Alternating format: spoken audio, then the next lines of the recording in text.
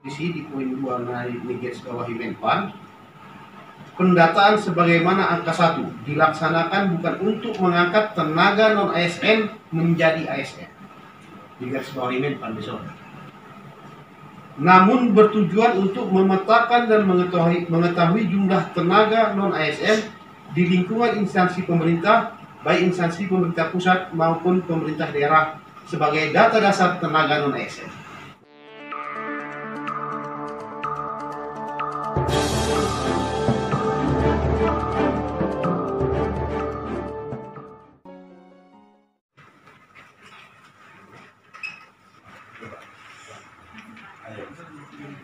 Sebanyak 6 orang perwakilan dari guru-guru tenaga honorer, yang mengajar pada sekolah-sekolah swasta yang ada di Mandailing Natal, menjumpai Ketua DPRD Madinah untuk mempertanyakan kenapa nama-nama mereka tidak masuk ke dalam daftar pendataan non-ASN, yang lagi marak saat ini.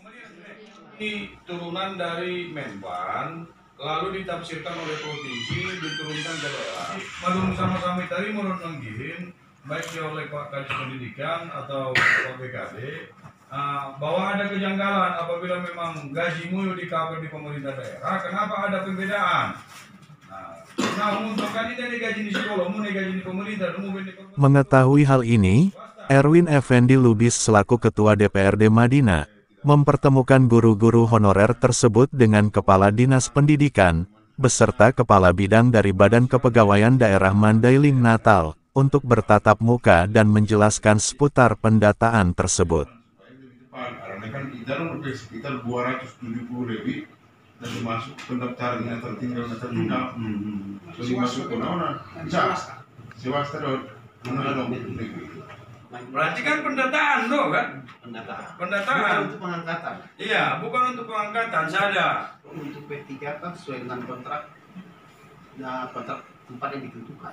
Ini. Untuk swasta sebetulnya belum PTSD. Tapi cuma dia kan seno. Ikan P3K kan sesuai dengan kota kebutuhan. Proses berjalannya bisa kita cari solusinya, keputusan dengan bupati bagaimana ini supaya tetap bisa diperbantukan di swasta. Mungkin bisa dijalankan solusinya. Selain mempertanyakan seputar pendataan tenaga non-ASN, mereka juga menanyakan soal gaji, yang hingga saat ini belum mereka terima. Perwakilan dari guru-guru sekolah swasta ini berharap, agar pendataan tenaga non-ASN ini mereka dapat diikutkan. Tapi yang pasti nanti pada orang penidung perwalakan ataupun masalah, nah kabar yang mau, harus sama-sama kita upayakan. Oke? Jadi, so ini menurut deh. Ayo. Ya harapan kita kan bagaimana supaya guru-guru yang di swasta itu disamakan dengan tugas-tugas yang lain bisa juga masuk ke pendataan non-ASN itu saja harapan kita. Itu ada 6 orang TKS dan kebetulan yang 6 orang ini tidak masuk ke pendataan non-ASN, itulah yang tadi kita sampaikan. Berarti intinya satu sekolah aja yang datang ini? Iya, baru satu sekolah dan banyak lagi sekolah-sekolah swasta yang sama seperti ini. Aturan dari Kemenpan, ini kan ada pendataan ya non ASN. Jadi kehadiran mereka itu dari ketua DPRD, ini kan kita terima.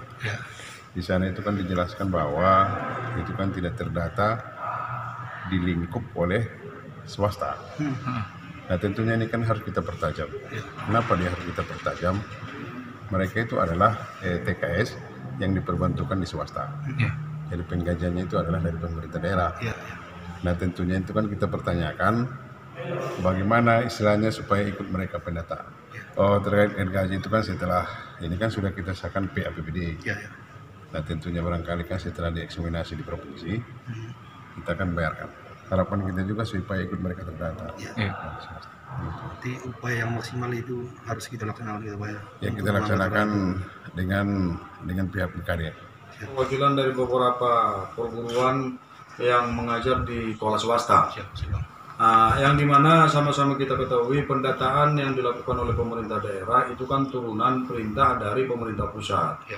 Lalu salah satu peraturannya itu ada bagian yang menyebutkan bahwa pendataan itu tidak masuk guru swasta, guru swasta. Maka tadi setelah kita koordinasi dengan BKD dan juga Dinas Pendidikan, mereka menyampaikan bahwa akan dicari solusi, yang mudah-mudahan itu salah persepsi atau salah penjabaran tentang aturan yang turun. Dalam waktu sesingkat mungkin akan meminta atau koordinasi dengan Menpan uraian dari aturan yang telah diterima oleh pemerintah daerah. Dan kita juga tadi disampaikan kepada perwakilan guru-guru honor yang mengajar di sekolah swasta bahwa semestinya kalau dari logika kan mereka juga ditampung menjadi honor daerah yang dibayarkan melalui APBD daerah.